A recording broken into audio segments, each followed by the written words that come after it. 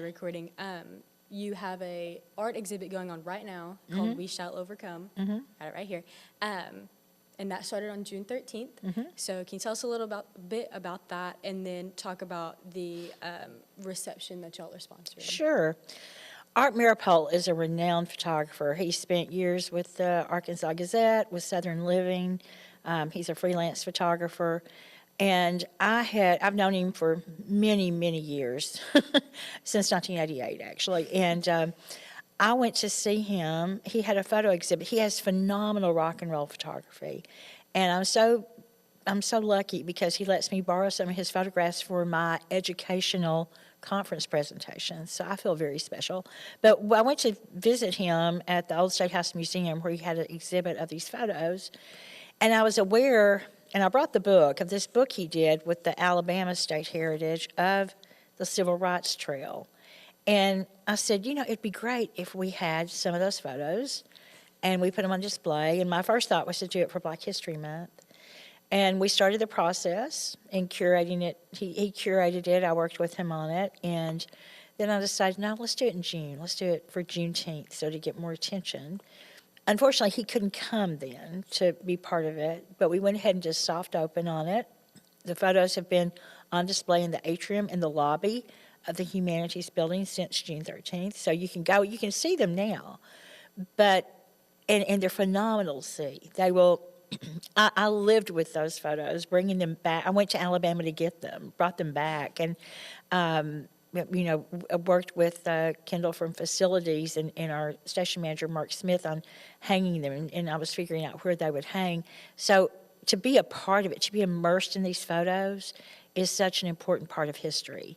So what Art's going to do, he's going to come in on the 29th of October, and we're going to have a reception that's free and open to the public, and the photos are free and open to the public whenever the Humanities Building is open.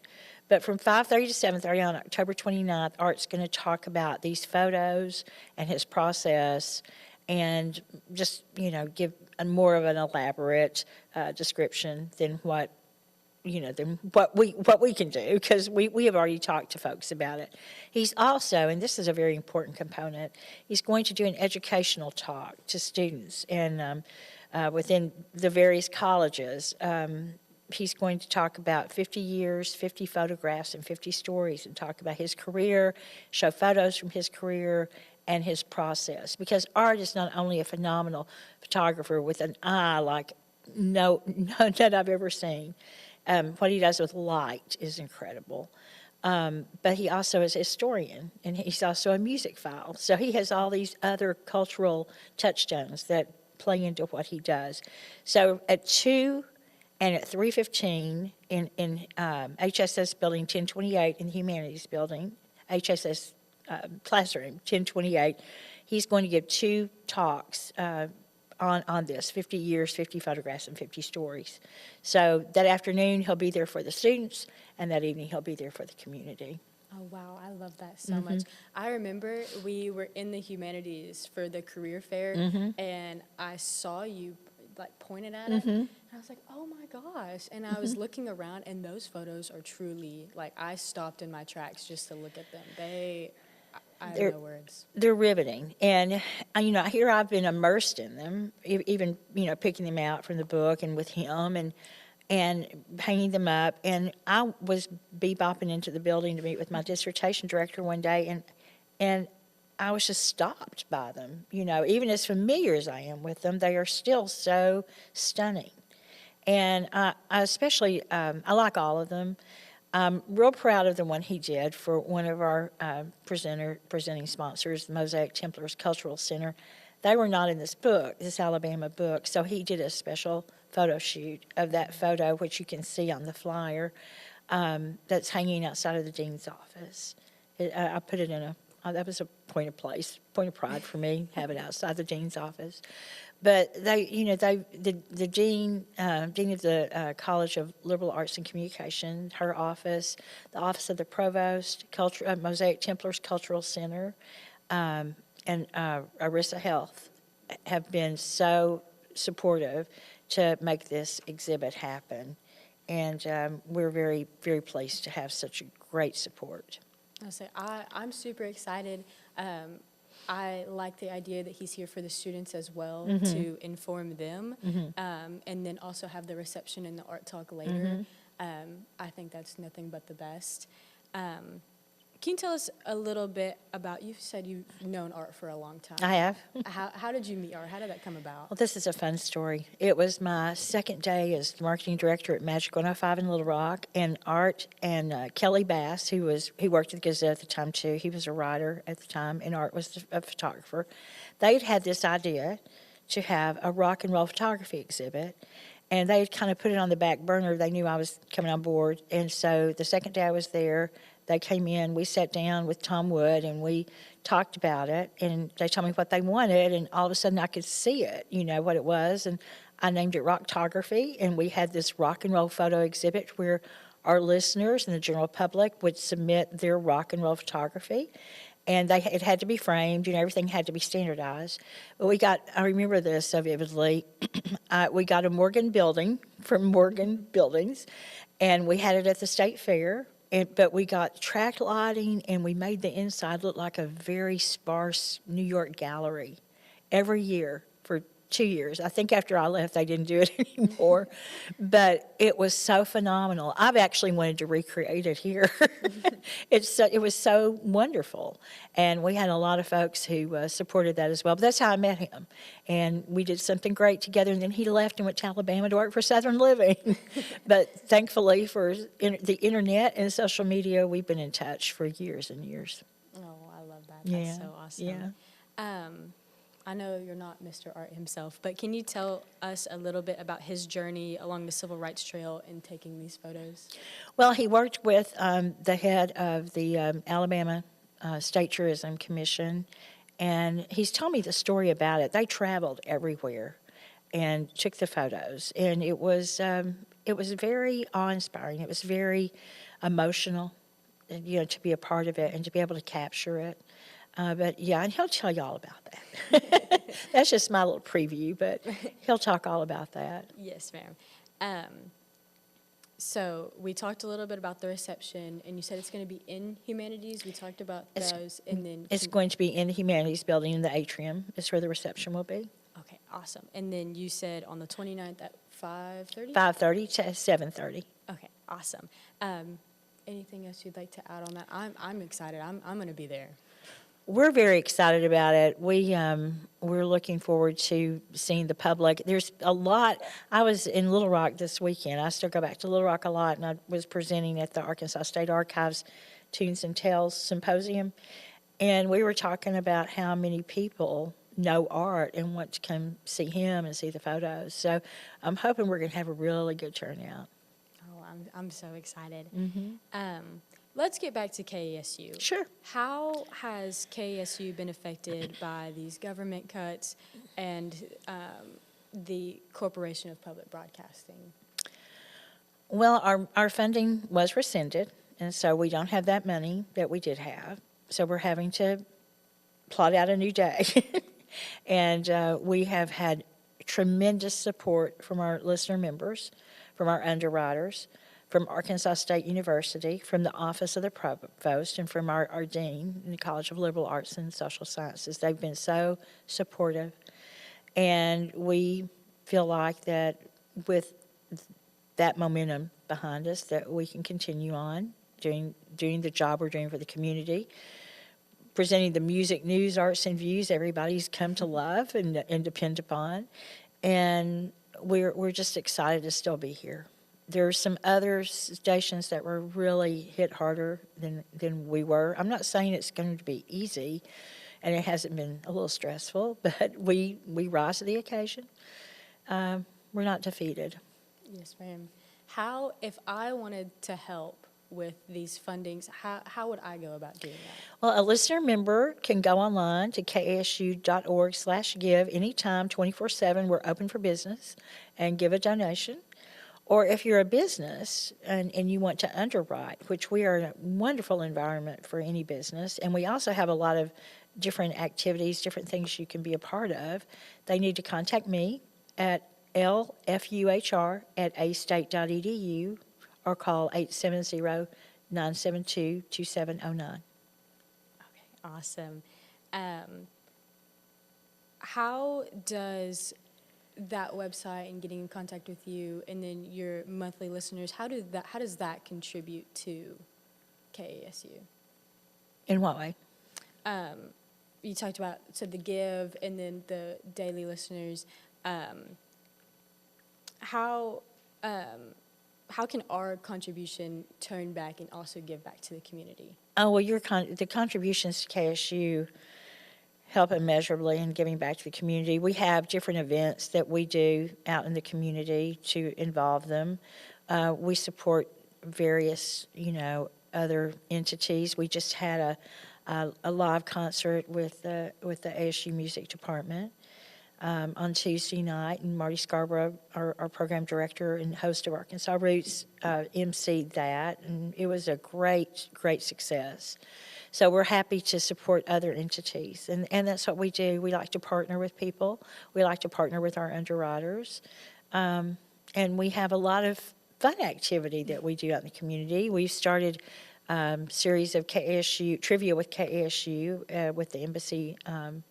with the embassy suites, and we also have our dinners with KASU quarterly, where we invite the public out and our listener members and everybody to come out, and we can engage with everybody. Awesome. KASU Corporate Relations Director LaDawn Fuhr joins me on A-State Connections. Don't go anywhere. We'll be right back. Students should watch ASU-TV just to see the creativity that a college student can get. The creativity that some of these students have is truly amazing.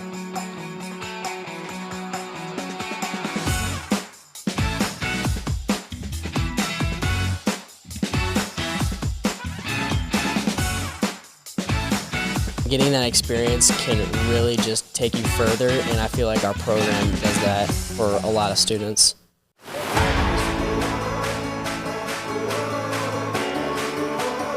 I think one of the things I learned at Arkansas State was life is 10% of what happens to you, 90% of how you respond to it, and that's just something that I live by.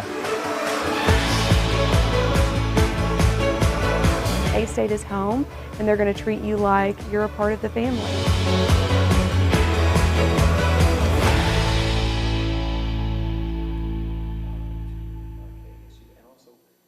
Red Wolf Radio is a student-led organization at Arkansas State University wanting to hear your takes on pop culture, music, the news, and college life. Just about anything you can think of. Located in the Education and Communications building on campus, we are always looking for more volunteers. So if you're an Arkansas State University student, no matter the major, and this is something that interests you, shoot us an email at redwolfradio@astate.edu. That's redwolfradio@astate.edu. Let them hear you howl. We can also come back and revisit the exhibit. Live from the ASU-TV studios in the School of Media and Journalism, this is A-State Connection. Question yourself. You're doing good. Oh gosh, okay. Welcome back to A-State Connections on ASU-TV. I'm Julie McKee. We are continuing our conversation with KASU Corporate Relations Director LaDawn Fuhr. Thank you so much for joining me today. Thank you so much for asking me. I'm loving it. So we talked a little bit. You're a doctorate student. Can you tell us a little bit about not just that, but your journey, and then we talked about how your dissertation is kind of tied into this as well. Lay it out for me. Okay. Well, I like to do things when I like to do them. I got my first master's at 48, my second master's at 58, and it looks like I'm going to finish my doctorate when I'm 68, maybe. So, I do everything in eights. But when I started my Heritage Studies PhD program, I was actually going in one direction, which was public radio, which would be kind of funny now if I was finishing up a dissertation on it the way I was starting it. But halfway through, and it was during my show, I created my show, 6 Degrees of the Delta, out of a seminar paper in my Heritage Studies class. I saw these patterns and started connecting music together. And then when my good friend Sonny Burgess passed away and those 2 hours opened up, I car pitched this idea to then station manager Mike Doyle on the way to honor Sonny Burgess at Depot Days. Happened just recently. We just had that anniversary. But anyway, 6 Degrees of the Delta is, I'm connecting the roots music of the Delta to all modern music through 6 associations or less. every week. And through that, I discovered my dissertation topic. I uncovered it, and I kept playing the music that was produced or written by this man named Chips Momond, who a lot of people do not know and should know. They should know him as easily as they know Sam Phillips. So I'm happy to be able to bring him really to the forefront and give him a lot of attention. Oh, I love that. I know you said you did it through like the 8s, but can you go more in depth about your educational journey? Like where did you go and what did you study? I went to ASU. My undergrad is from ASU, and I studied fine arts and communications. I actually created a marketing department for the speech communication and dramatic arts department while I was here, and named the ASU Theater when I was here. I got to work in the public relations department and wrote a paper that helped to lay a foundation for the development office before it was the development office. So I had a lot of really great opportunities at ASU, at A-State, and that's why I'm so happy to be able to give back. We have interns working with us now. When I graduated from college, I could not get an entry-level job because I had a portfolio. They said, "You've already done that." So, which was good though, because then I got a better job. But after that, I went to Georgia Southern University in Statesboro, and I got a master's in public administration because I worked in government relations for many years. I worked in the telecommunications industry for almost 20 years. And then I got an MA in Heritage Studies here. So I'm almost three-time alumni here. Oh, that's awesome. I love just how you started here, you built it up, you built the program up with you went away for a little bit, but then you came back, and then now you're still continuing your education while giving back to not only KASU, but the College of Liberal Arts and Communications in a whole. I love academia. I do. It's always been where I wanted to be. And I love public radio. I love KSU. I think we do amazing things. And I would say that even if I didn't work there. I said it when I didn't work there. And like this exhibit, public radio can do things that commercial radio can't in a lot of ways. And in this exhibit, taking this exhibit from an infancy and growing it and creating it, and making it happen with the support, the fine support of everybody that you see listed on the flyer, the Office of the Provost, the Dean of the College of Liberal Arts and Communications, the Mosaic Templars Cultural Center, Arissa Health. Can't do it without our partners. Yes, ma'am. So you mentioned your 6 degrees of the Delta. 6 degrees of the Delta. You mentioned that, and you said it was every week. What time and when? Like, when could I listen? Sure. I love a shameless plug. Tell me all about it. You can tune into 6 Degrees of the Delta every Sunday evening at 5 on KSU. You can tune in the old-fashioned way at 91.9 FM, or you can stream us from anywhere. Your Alexa, your Google, your computer. You can go to ksu.org and stream us. We're global, or as Marty Scarborough once said, we were global and local, so he said we're local, so we like to say we're local because we are global and local, but we've recorded with my producer Nathan Taylor, who I could not do that without him. I got to put a shameless plug in for him. We just recorded an episode this morning. We have produced almost 300 shows. Wow. I'm very proud of it. And as a matter of fact, my show is going to play a very interesting part into the final stages of my dissertation. Oh, really? Yes. Oh, I can't wait to see Yeah. what other kind of shows, radio shows, talk shows, what kind of other shows do you do at KASU? Well, I really don't do any other shows, but I do voice a lot of our promotional copy, of promotional ads, and so you probably hear me a lot on air. But KSU itself, we have fabulous programming. We have national programming, like Morning Edition and All Things Considered. We have Arkansas Roots, which is our flagship program, and it airs every day at noon, from noon to 1, and on Saturdays it airs for 3 hours. So it's just a wonderful show that Marty Scarborough hosts and co-founded. It's going into its 12th year this year, 12th year this year, and it's just a great show. So we have a lot of really, really fun programming. And of course, Wait, Don't Tell Me on Saturdays is a big hit. Everybody loves it. How do you come up with the ideas for your shows? For me personally, Yes, ma'am. it can come from anywhere. It could be, I'd have this, well, like right now it's October, so it's Tom Petty month. So everything's about Tom Petty because he was born and died in October. In June, it's Chip's Moman month because he was born and died in June. So I've got two months out of the year I've got pretty much booked. But you're not just going to hear their music. You're going to hear people they collaborated with. You're going to hear, different kinds. But I was going through a session or through a season lately where I called it Things I Have Heard. It was just songs I had heard that that just popped up somewhere, and I thought, I need to play that because it fit in or it connected with something else. I recently celebrated the 50th anniversary of Bruce Springsteen's Born to Run and talked about the E Street Band's connection to our own Sonny Burgess.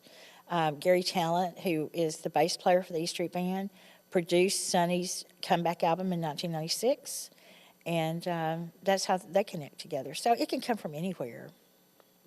Yes, sir. I know a lot of our communications studies students are really interested in getting involved on campus, whether that's ASU-TV, Red Wolf Radio, KASU. If a student walked in the door and said they wanted to get involved with KASU, how would you tell them to go about that? Well, honestly, I would send them to our station manager, Mark Smith, and let him take the process from there. We have a lot of student workers right now. We have two that work closely with me who've come back, 2 years in a row and continue to come back. And we love working with them. And I especially love working with students because I was given my opportunities that way. And so I want to give back to them as well. We've had some great success. As a matter of fact, my student interns produce this. I just tell them what to do. I want this on it. Go have fun. Wow. Yeah. I love that. Yeah. So pretty much all of our collateral material are student interns with my input, but they have produced. And so if somebody wants to work with us, I would suggest just getting in touch with Mark Smith or Marty Scarborough, either one, and take it from there. But it's a great place to work. And another thing, we were talking about the journey. I want to put a plug in, a shameless plug for this too. When I was an undergrad at ASU, I was on the debate team. I was on the debate team for 4 years. Wow. And it's part of our college, of course. And I always laugh and say, I wish that everybody would line up on Red Wolf to wave the debate team off to a tournament like they do the football team. Bye, debaters. But I want to say that being a debater was one of the things that helped me more from here. I mean, helped me as much as anything from ASU. Being able to think quickly, talk on my feet, not have any fear of talking. It was just a great experience. And now, the debate team's still winning tournaments and still doing great things. And I just wanted to give a shout out to that. Was part of my process too. Yes, ma'am. Like I said earlier, just you can see the A-State pride that you have. You've been here, you came back, and just you have that constant giving back mindset. What kind of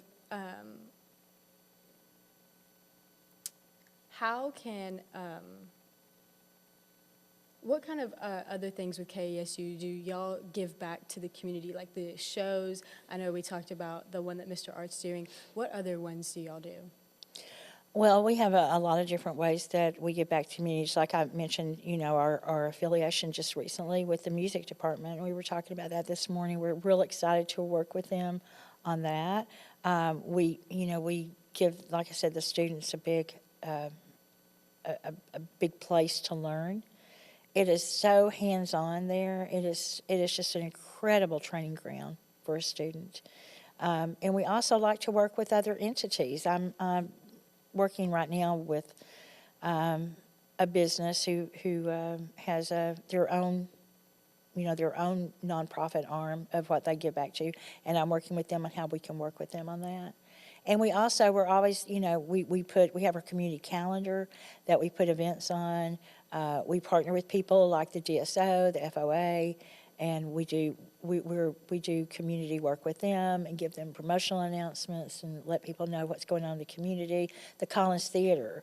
We also, I think it's 23 years, we have sponsored Bluegrass Monday every fourth Monday in Paragould, and it's an incredible event, and it's wonderful to see. I go almost every month.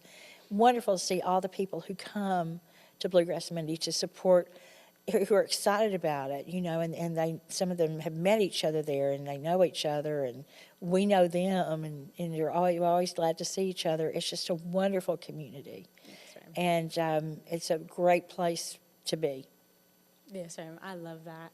That will do it for this edition of A-State Connections. To keep up with A-State athletics from my point of view, make sure to follow @TheMcKee on Instagram. I want to thank my guest, LaDawn Fuhr, for joining me today. I also want to say a huge thank you to the instructor of creative media production, Galen Perkins, and his amazing students in Video Production 1, who are behind the scenes running the show today. Special thanks to our producer today, Mr. Jonathan Reeves, and to our broadcast engineer, Timmy Arquette, Aiden Barber, and graduate assistant, Reese Barnett, for their help on the show. Until next time, and as always, go Red Wolves.